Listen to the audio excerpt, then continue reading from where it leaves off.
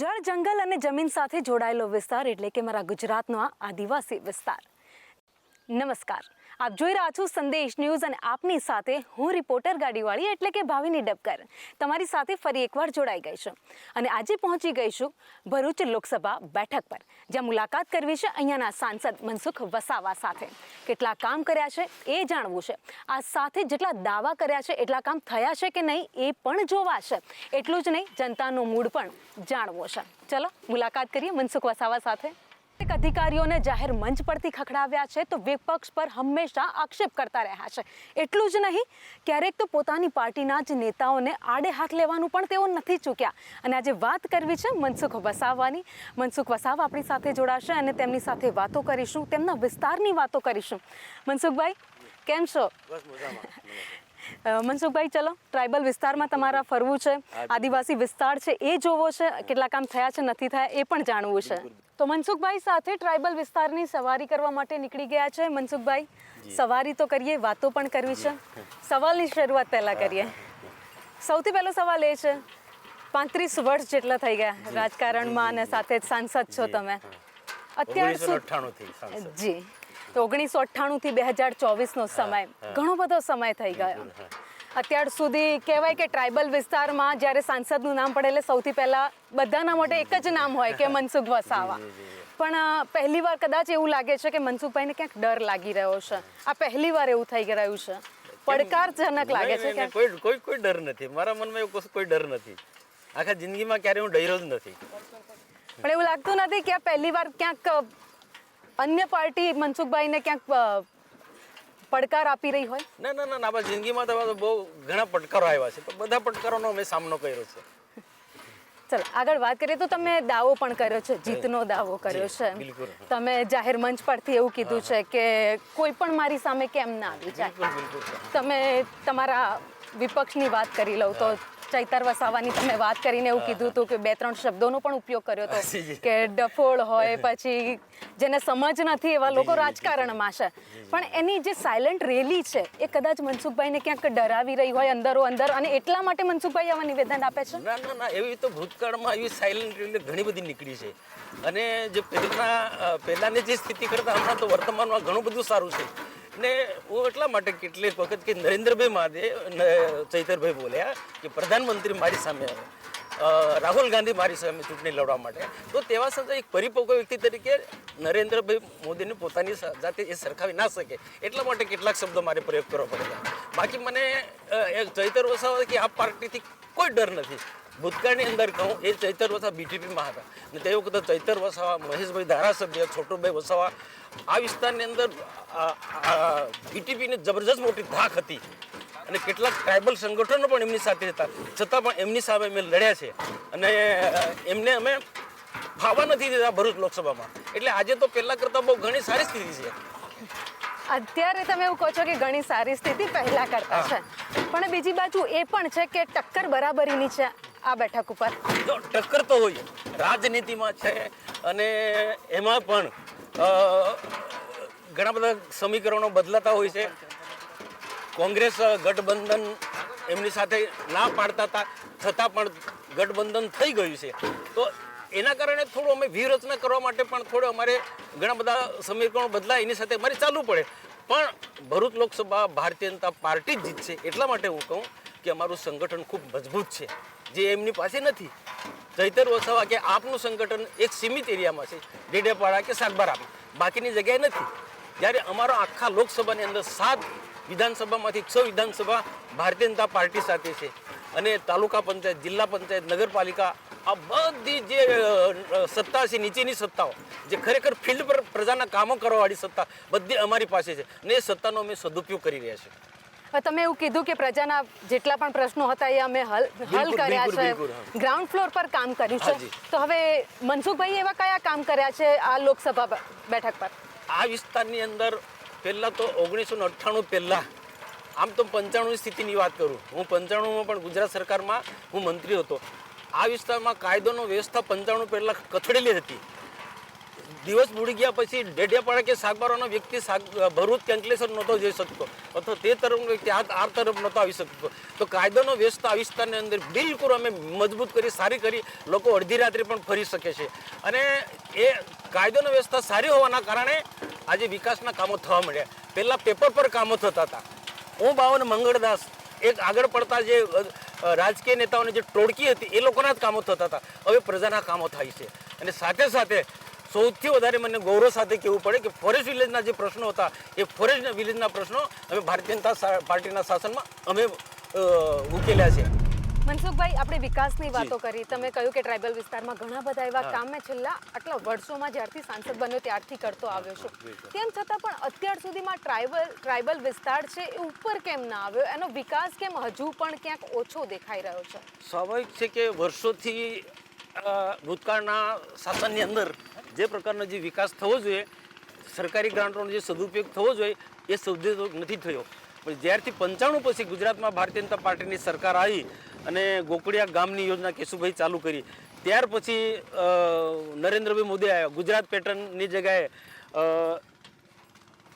એમાં રૂપાંતર કરીને વિશેષ ગ્રાન્ટ એમને આપી અને ગુજરાત પેટર્નમાંથી જે રોડ, રસ્તા, પીવાના પાણીના પ્રશ્નો કે જે ખરેખર જે જરૂરિયાત પ્રશ્નો છે એ પ્રશ્નો અમે ગુજરાત પેટર્ન થકી અમે ઉકેલવાના બધા જ પ્રયત્નો કર્યા. અને આજે આ એટીવીટી છે, આવી બધી જ ગ્રાન્ટોના સહયોગથી જ્યાં મેચિંગ ગ્રાન્ટો કરીને પણ આવા જે જરૂરી રસ્તા હોય છે એવા રસ્તા, પીવાના પાણીના પ્રશ્નો, જીવન જરૂરિયાતની જે પણ લોકોની જે જરૂર છે એ બધી જ સમસ્યા અમે સોલ્વ કરી છે. સમસ્યાની સોલ્યુશનની વાત કરી તમે. આ સાથે જ હવે એવા કામ કયા છે જે હજુ કરવાના હતા મનસુખભાઈને ને બાકી રહી ગયા છે? જો મેં કીધું ને કે જેમ જેમ વિકાસ થાય એક પ્રશ્ન ઉકેલે ત્યાં બીજો પ્રશ્ન ઊભો છે. તે સમયની સાથે પ્રશ્નો તો આવતા જ જવાના. પણ જેમ જેમ અમારી પાસે પ્રવાસ દરમિયાન સતત લોકોની વચ્ચે અમે ફરતા રહીએ છીએ. સરકારી કાર્યક્રમોમાં આપણે આવ્યા તે વખતે અમે ખેડૂતોનું ફંક્શન હતું, હવે 2 વાગ્યા પછી મહિલા સંમેલન છે. એટલે આવા સંમેલનની અંદર લોકો પાસે અમે પ્રશ્નો પૂછી કે તમારા વિસ્તારની શું પ્રશ્નો છે. એટલે લોકો તરફથી જે સજેશન આવતા હોય, ક્યાંક પીવાના પાણીના પ્રશ્નો આવતા હોય, ક્યાંક રોડ રસ્તાના પ્રશ્નો, વિકાસની સાથે લોકો ખૂબ જાગૃત થયા છે. અને એક પ્રશ્ન સોલ્વ થાય ત્યાં બીજા પ્રશ્નને લોકો ડિમાન્ડ કરતા હોય. પણ એ જે પ્રશ્ન હશે એ સરકારની ગાઈડલાઇનમાં આવતો હોય તો તેવા પ્રશ્નો અમે યોગ્ય જગ્યાએ રજૂઆત કરીને એ તાત્કાલિક અમે સોલ્વ કરી દઈએ છીએ. સુધીમાં મનસુખભાઈ એવા કયા કામ છે જે લોકો તમારી પાસે લઈને આવ્યા, તમે સરકાર સમક્ષ રજૂ કર્યા અને એ ખરેખરમાં થયા લોકો માટે? જો સૌથી મોટું કામ જો કર્યું હોય તો પહેલાના સમયની સરકારોની અંદર રિઝર્વ ફોરેસ્ટ અને સેન્ચુરીનો કાયદો હતો. એ વખતે જંગલમાં લોકો જઈ નહોતા શકતા, રોડ રસ્તા બનાવી નહોતા શકતા. આ કાયદાના કારણે મેં રાજ્ય સરકારને ભારત સરકારમાં રજૂઆત કરી અને આવા વિસ્તારની અંદર રોડ રસ્તા બનાવવા માટે સરકારની મંજૂરી લીધી. ભારત સરકારની, રાજ્ય સરકારની ફોરેસ્ટના કાયદાઓને મર્યાદામાં એને ધ્યાનમાં રાખીને બધા રોડ રસ્તાની મંજૂરી. કેટલીક જગ્યાએ તો મોટા એવા બ્રિજ અમે બનાવ્યા કે ચોમાસામાં 4-4, 5-6 મહિના લોકો જઈ નહોતા શકતા તાલુકા મથકે. તો એવી જગ્યા પણ નદીની અંદર મોટા બ્રિજો પણ બનાવ્યા, ડામર સપાટીના રસ્તો બનાવ્યા. બાકી પહેલાના સમયની અંદર ડામર સપાટીનો રસ્તો બનાવી નહોતા શકતા. પરંતુ આજે ડેડિયાપાડા હોય, સાગબારા હોય કે ટ્રાઇબલ વિસ્તારની અંદર જ્યાં ફોરેસ્ટ વિલેજના ગામો છે એ બધા રોડ રસ્તાથી વંચિત ગામોને ડામર સપાટીના રસ્તો બનાવી દીધા છે. અને હજુ પણ કેટલાક એવા ગામો જે બાકી છે એ આવનારા દિવસમાં સમયની સાથે રોડ રસ્તા એ પણ બનાવી છે. વીજળીકરણ સૌથી મોટો પ્રશ્ન છે. વિકાસ જો કરવો હોય તો વીજળીની આવશ્યકતા છે. તો આવા ફોરેસ્ટ વિલેજના ગામોમાં અમે વીજળી પહોંચાડી છે ઘર વપરાશ માટે. અને 3 ફેઝ લાઈન જે સિંચાઈ માટે જઈ નથી શકતી તો એવા વિસ્તારોની અંદર એવા ખેડૂતોને પ્રધાનમંત્રી કુસુમ યોજના અંતર્ગત અમે સૂર્ય ઉર્જાના પંપ આપ્યા છે. અને એક પંપ 4-5 લાખનો પડે છે. આજે ખેડૂતો માલસામોટ વિસ્તારની અંદર, પીપલોદ વિસ્તારની અંદર એનાથી ખેડૂતો આજે ખેતી કરી છે. એટલે આવા જે કામો એ મારા સમય દરમિયાન અમે કર્યા છે. અને લોકોને ખબર છે કે આ જે કામો જે છે પૂર્વ સરકારોએ નથી કરી. કોઈ સરકારનું મારે નામ નથી લેવું, પણ અમારા ધ્યાન પર આવતા લોકોની રજૂઆતને ધ્યાનમાં રહી અને આવા પ્રશ્નો અમે ખૂબ ઝડપથી ઉકેલ્યા છે. ઝડપથી ઉકેલવાના પ્રશ્નોની તમે વાત કરી કે ઘણા ખરા કામ થયા પણ છે, ઘણા ખરા બાકી છે જે આગામી સમયમાં હું કરી દેવાનો છું. તમે એવો દાવો કરી રહ્યા છો એટલે તમને એવો ભરોસો છે કે પાર્ટી ફરી એકવાર તમને રિપીટ કરશે? એ પાર્ટી પર આધાર છે. ભારતીય જનતા પાર્ટીનો જાહેર મંચ પરથી મનસુખભાઈ વસાવા એવું બોલ્યા છે કે કોઈ આ જગ્યા ઉપર ચાલશે જ નહીં, કોઈ આ બેઠક ઉપર જીતી જ નહીં શકે, એકલા મનસુખભાઈ વસાવા જ આ બેઠક ઉપર જીતશે. ભાજપ સિવાય કોઈ જ ના જીતી શકે. ભાજપ જે પણ કોઈ ઉમેદવાર આપશે એને જીતાડવા માટે મનસુખ વસાવા સક્ષમ છે. અને ચલો ભાઈ, વિધાનસભામાં જે પેટર્ન હતી એ જ પેટર્ન આ વખતે નો રિપીટ થિયરી જોવા મળે તો પછી મનસુખભાઈને કોણ ઓપ્શન લાગે છે? મનસુખભાઈ સિવાયનો ઓપ્શન આ બેઠક પરથી કોણ લાગે એ તો તમને? પાર્ટીનો વિષય છે. પાર્ટી જે નિર્ણય કરે તે, પણ અમે પાર્ટીના સૈનિક છે. પાર્ટી આદેશ કરશે તમારે આ કામ કરવાનું છે, આ ઉમેદવાર છે એને જીતાડવાનો છે, તમે જીતાડીશું. મનસુખભાઈ, ઘણી બધી વાતો કરવી છે, જી, જી. હજુ પણ તમારા વિસ્તારને પણ જોવો છે, તો આગળ પણ જઈએ અહીંયાથી. બિલકુલ, બિલકુલ. તો મનસુખભાઈ સાથે સવારી ટ્રાઇબલ વિસ્તારની કરી રહ્યા છે. હવે અહીંયાથી આગળ નીકળીએ, અન્ય વિસ્તારો પણ જોઈએ, અન્ય વિસ્તારમાં કેવા કામ થયા છે એમના દાવા પ્રમાણે એ પણ જોઈએ. મનસુખભાઈ, રાહુલ ગાંધી એકવાર એવું નિવેદન આપ્યું હતું, આદિવાસી એટલે કે વનવાસી, અને ભાજપે જે એ લોકોને આગળ નથી આવવા દીધા ને એમને વનવાસી રહેવા દીધા છે, આ પ્રકારનું નિવેદન આપવામાં આવ્યું હતું કે તમે પોતે પણ આ જ વિસ્તારના છો, પોતે પણ એક આદિવાસી છો. જો રાહુલ ગાંધી માટે તો શું કહેવાય, એમને આદિવાસી શું છે તે જ એમને ખબર નથી.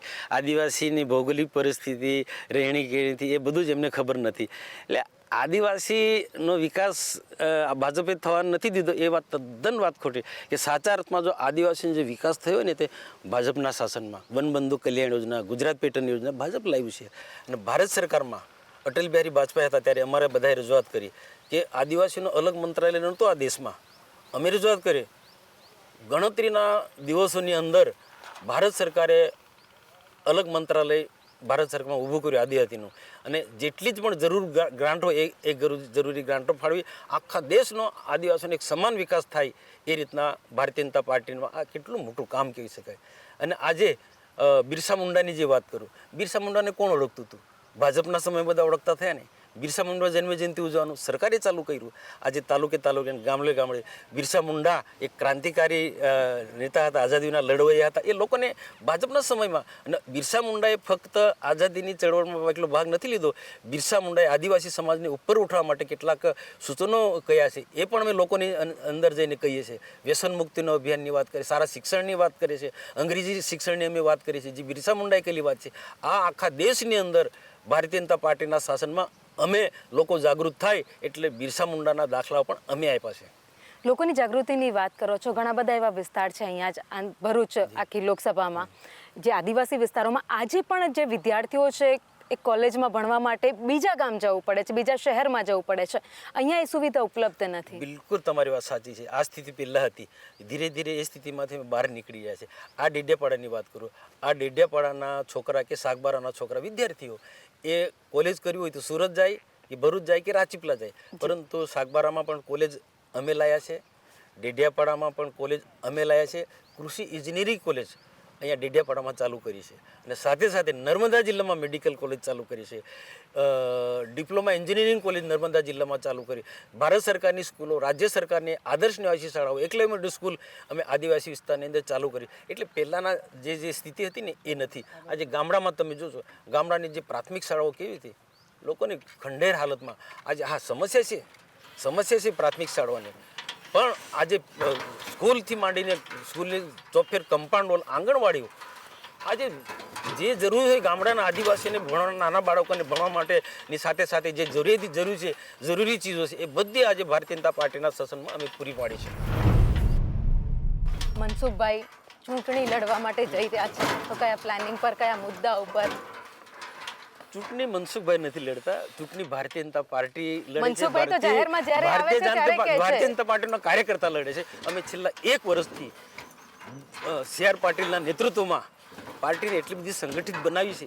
એક બૂથ અમે મજબૂત કર્યા છે, શક્તિ કેન્દ્ર અમે મજબૂત કર્યા છે. અને એ જ પ્રમાણે અમે એવા સંમેલનો પણ અમે બીજા લોકોને જેમ દેખાવા નથી કરતા. મતદાન વધુમાં વધુ થાય, પાછલા જે મતદાન જે બૂથ કમજોર છે અમારા, એને ઉપર કઈ રીતના અપ કરી શકાય એ પ્રકારનું અમે કામ અમે જીતીએ છીએ ને. રેકોર્ડ જોજો, કોઈ મોટા શોબાજી કે પછી લોકોને દેખાડો કરવા માટે નહીં, મોટા સંમેલનો નહીં. કેટલા મતથી જીતે છે જો મનસુખભાઈ? દર વર્ષે મારો ગ્રાફ વધતો જાય છે. દર વર્ષે આ વખતે ટાર્ગેટ કેટલો છે? આ વખતે 5 લાખ મતથી અમે જીતીશું. 5 લાખ જીત તો નક્કી જ છે, પણ 5 લાખ મતથી આ ભાજપ ભરૂચ લોકસભા જીત છે. ચલો, મનસુખભાઈએ દાવો કર્યો છે કે 5 લાખ મતથી જો મનસુખભાઈ ચૂંટણી લડે છે તો તે ચોક્કસ જીતે છે. આગળ વધીએ, જોઈએ આદિવાસી વિસ્તારના. મનસુખભાઈ, છેલ્લા ઘણા સમયથી એ મુદ્દો ઘણી જ વાર સામે આવ્યો છે કે આદિવાસી વિસ્તારમાં ધર્મ પરિવર્તનની ઘટનાઓ ઘણી જ વધતી ગઈ છે અને મનસુખભાઈએ પોતે પણ આ વાતને સ્વીકારી છે. વાત તમારી બિલકુલ સાચી વાત છે. જ્યારે અંગ્રેજો આવ્યા તો અંગ્રેજો સેવાના નામે ગરીબ જે સમાજ છે, આદિવાસી દલિત છે, જે ગરીબ સમાજ, એમને પ્રલોભન આપીને ધર્મ પરિવર્તન કરો. એમનો એજન્ડા એક જ હતો, વિકાસ તો બાજુ પર, પણ મુખ્ય એજન્ડા ધર્મ પરિવર્તનનો હતો અને ભારતમાં એ સફળ થયા. કે જે ગરીબ સમાજ છે એ સમાજને વિકાસની વાતો કરી અને અનેક પ્રકારના પ્રલોભનો આપી અને ધર્મ પરિવર્તન કરાવ્યું. એક સમયે આ વિસ્તારની અંદર ખૂબ મોટા પાયે ધર્મ પરિવર્તન થયું, પરંતુ જ્યારથી વિશ્વ હિન્દુ પરિષદ છે કે પછી રાષ્ટ્રીય વિચારધારાના લોકો જાગૃત થયા, એક્ટિવ થયા, ત્યારથી એના પર ધીરે ધીરે આજે બ્રેક વાગી છે. જે પહેલાં જે પ્રકારે જે ધર્મ પરિવર્તન થતા હતા એ આજે નથી. જે થઈ ગયા છે. અમે એમને વાપસી કરવા માટે પ્રયત્નો કરીએ છીએ, પણ હજુ એટલી ઝાઝી સફળતા મળતી નથી. પણ જે પ્રકારે જે પહેલાં જબરજસ્ત મોટા પ્રમાણમાં ધર્મ પરિવર્તન થતા હતા, હું વિશ્વાસ સાથે કહું છું કે એ અમે રોક્યા છે. સરકારની બધી જ યોજનાઓ લોકો સુધી પહોંચાડવાની વાત કરી રહ્યા છે. આપણે જે વિસ્તારમાં તમારા એરિયામાં ફરી રહ્યા છે, હું ઘણા જ બધા અહીંયા ઘર જોઈ રહી છું. મોસ્ટલી બધા છે ને નાની ઝૂંપડીઓમાં રહે છે. ઘરની વાત થાય છે ઘણી બધી. મોટી સભાઓમાં વાત કરી છે નેતાઓએ કે ઘરનું ઘર આપવામાં આવશે. તો આ બધી જ પાછળ દેખાય એ ઝૂંપડીઓ છે. ક્યારે આ બદલાશે? એ વાત સાચી છે તમારી. આ ગાયો ભેંસો બાંધવા માટે એક પ્રકારના એમને તબેલા બનાવ્યા છે. રહેવા માટે પણ ગ્રામ પંચાયત પાસે જે રેકોર્ડો છે કે ગરીબ છે, સરકારની જે ગાઈડલાઈનમાં આવે છે બીપીએલ સૂચિની અંદર, એવા લોકોને તબક્કાવાર દરેક ગ્રામ પંચાયતને તબક્કાવાર એના જે બીપીએલ નંબર આપેલા હોય એ પ્રકારે બધા જ લોકોને પ્રધાનમંત્રી આવાસ અંતર્ગત અમે આવાસો આપવાનું કામ ચાલુ કરીને ખૂબ મોટા પાયે આવનારા સમયની અંદર એક પણ ગામની અંદર કોઈ કાચું મકાન ન રહે એ સંકલ્પ સાથે અમારી રાજ્ય સરકાર આગળ વધી રહી છે અને ભારત સરકાર પણ એના માટે દેશના પ્રધાનમંત્રી ખૂબ આગળ વધી રહ્યા છે. અને તમે જો એક ગરીબનો આવાસ પ્રધાનમંત્રી આવાસ એ સારું બને એની ચિંતા દેશના પ્રધાનમંત્રી નરેન્દ્રભાઈ મોદી કરે છે. જો આ ચિંતા પહેલેથી થઈ હોત ને તો આજે જે ઘરોના જે કાચા ઘરો દેખાય છે ને એ ના દેખાય. મનસુખભાઈને કેટલી ચિંતા છે? અમને ચિંતા છે. અમે જિલ્લાની મિટિંગ હોય, કોઈ પણ મિટિંગ હોય, અમે અધિકારીને કહીએ છીએ કે જેના માટે જે યોજના બની છે, જેના માટે જેના આવાસ આપવાનો તેને આપો. પહેલાંના સમય શું હતું? આગેવાનો એનો લાભ લઈ લેતા હતા. ગરીબને આવાસ નહોતું મળતું, એ જે ગામના આગેવાનો હોય એ લોકો એનો લાભ લઈ લે. એને અટકાવ્યું છે અમે. જે ખરેખર જે ગરીબ છે, જેને જરૂર છે એવા લોકોને આજે અમે આવાસ અપાવી રહ્યા છે. મનસુખભાઈ હંમેશા જાહેર મંચ પરથી અધિકારીઓને પણ ખખડાવતા સાંભળવા મળ્યા છે. તો એ મનસુખભાઈ એવું માને છે કે અધિકારીઓ કામ નથી કરતા? ના, અધિકારીઓ કામ કરે છે, પણ વર્ષોથી કેટલાક એવા પ્રશ્નો હતા કે મારી ઈચ્છા હોય કે બધા રાતોરાત બધા પ્રશ્નો ઉકેલાય છે, પણ એમને પણ ઘણા બધા મર્યાદામાં કાયદા કાનૂનમાં રહીને એ ઉકેલવું પડતું હોય. તો સ્વાભાવિક છે કે પ્રજા એ અપેક્ષા રાખે છે કે ભાઈ અમારા તાત્કાલિક આ પ્રશ્નો ઉકેલ્યા જાય. પીવાના પાણીનો પ્રશ્ન છે, આવાસનો પ્રશ્ન છે, કે કોઈ પણ રોજગારીને લગતા પ્રશ્નો, તો સ્વાભાવિક છે કે અમે કે ઝડપથી થવા જોઈએ. અને વહીવટીતંત્ર ક્યાંક ઢીલાસ રાખે તો એને અમે અમારી રીતના જો પ્રેમથી છે ને, રામાયણમાં પણ તુલસીદાસે કે ભય વગર પ્રીતિ નથી. એટલે કામ કઢાવવું હોય અને એમ પણ કહેવત છે ને, સીધે આંગળીથી ઘી ના નીકળે, ક્યાંક ટેઢી આંગળી કરવી પડે. તો ક્યાંક અધિકારીને દાબીને પ્રેમથી, અમે નફરત હોતી નથી. અધિકારી પણ કામ કરે છે, કર્મચારી પણ કામ કરે છે, પણ કેટલીક જગ્યાએ એને ઉપર ઝડપથી કામ કરે એના માટે થોડો એ ભાષાનો શબ્દ પ્રયોગ અમારે કરવો પડે. મનસુખભાઈ, જેવી રીતે બહાર જોવા મળે છે, જાહેર મંચ પર કેટલાકને ખખડાવતા જોવા મળે છે, કેટલીક વાર સારી વાતો કરતા પણ જોવા મળ્યા છે, કેટલીક વાર પોતાની જ પાર્ટીના નેતાઓને ક્યાંક આડે હાથ લેવાતા પણ જોવા મળ્યા છે. ના, એ તો પોતાની પાર્ટી અથવા કોઈ પણ નેતાને, પોતાની પાર્ટી એટલું જ, કોઈ પણ નેતાને એ સમાજ સેવક છે. તો સમાજ સેવકની મર્યાદામાં રહેવું જોઈએ. આજે સમાજ સેવકને લોકો કઈ દ્રષ્ટિથી જુએ છે, અને સમાજ સેવકને એક વિશેષ મહત્વ પ્રજા ઈચ્છતી હોય, એને ભગવાનનું સ્વરૂપ સમજે છે. તો કમસે કમ પ્રજા જે ઈચ્છે છે એ રીતે સમાજ સેવકે રહેવું જોઈએ. એ મારો હંમેશા અભિગમ રહેલો છે. મનસુખભાઈ, આપને અહેમદ પટેલ સાથે પણ કામ કરવાનો મોકો મળ્યો. કામ કરવાનો એક્સપિરિયન્સ આપનો કેવો રહ્યો હતો? બિલકુલ સર, અહેમદ પટેલ બહુ સરળ સ્વભાવના હતા અને બધા સાથે એક મળતાવાળો સ્વભાવ હતો. અને ભરૂચના નાતે પણ અમારે પોલિટિક્સ કરતાં વ્યક્તિગત સંબંધ પણ મારા ખૂબ સારા હતા. એટલે ખૂબ સારા માણસ હતા અને વિકાસના બાબતમાં અમે કોઈ પણ જાતનો ભેદ નહોતા રાખતા એમની સાથે. ચલો, આ તો વાત કરી તમે કે સંબંધો ખૂબ જ સારા રહ્યા, ખૂબ સાથે કામ પણ કરવાનો પણ મોકો મળ્યો, પણ આજના દિવસમાં હવે એમના દીકરો ને દીકરી મુમતાઝ અને ફૈઝલ સાથે લાગે છે તમને ક્યાંક અન્યાય થઈ રહ્યો પાર્ટીમાં? એ તો એમનો વિષય છે, પણ ખરેખર અહમદભાઈનું જે પ્રકારે ભરૂચ જિલ્લામાં કામ છે, દેશભરમાં કોંગ્રેસને મજબૂત કરવાનું જે કામ છે, એ જોતાં એમની સાથે ન્યાય થવો જરૂરી હતો. એટલે તો એટલું જાણકારી છે કે ખાલી થોડા બધા કામ થતા છે એમ. એટલી જાણકારી તો મને છે નહીં, પણ હવે હમણાં જ 2 મહિના પહેલાં રોડ સરસ થઈ ગયો નહોતો, અમારા ખાડા પીડા હતા એ થઈ ગયા. હોસ્પિટલ યા મોગી છે, હમણાં જ થયું, સારું છે હમણાં સગવડ, એટલે બધાને દૂર જવું પડતું હતું તો અહીં થઈ જતું છે, બસ એટલું ખબર છે.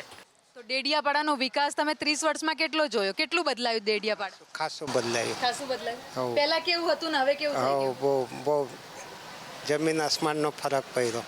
કઈ કઈ વસ્તુઓ બદલાઈ છે? બહુ ડેડિયાપાડાનો વિકાસ થયો છે. એવું છે. આ ગામમાં તો શું છે, ડેપો છે, આ રોડ ગામના વ્યવસ્થિત છે, જરા પાણીની સુવિધાઓ છે. બિરસા મુંડા જેમણે આઝાદી પહેલા આદિવાસીઓ માટે લડત આપી અને આજે એ આદિવાસી વિસ્તારની મુલાકાત લીધી, સાંસદ મનસુખ વસાવા સાથે વાતચીત કરી, તેમણે જીતનો દાવો કર્યો છે, લોકો માટે કામ કર્યાનો પણ દાવો કર્યો છે, પણ હા, લોકો પાસેથી જ્યારે જવાબ લીધા તો કંઈક પરિસ્થિતિ અલગ પણ જોવા મળી. ખેર, હવે તો ચૂંટણી વખતે ખબર પડશે કે મિજાજ કોનો બદલાય છે, કોનો જોવા મળે છે.